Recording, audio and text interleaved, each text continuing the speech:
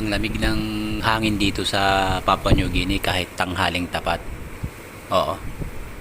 So, mahilig din ba kayo sa kangkong? Tara magluto tayo ng adobong kangkong.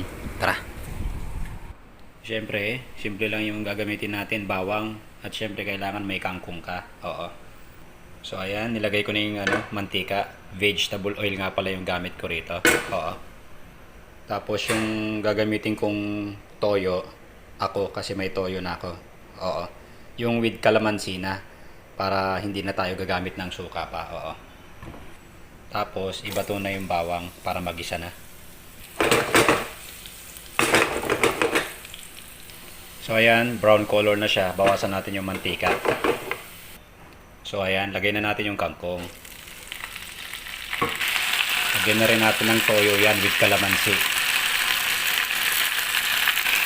Yan nga pala gamit ko. Baka naman. At syempre, lagyan na natin yan ng Pinoy favorites. 2 patak. Yan, pwede na yan.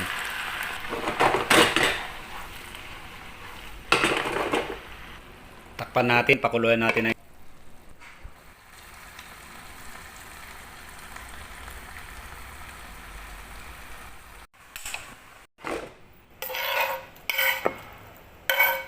lagyan natin ng fried garlic sa ibabaw para medyo tsutsal.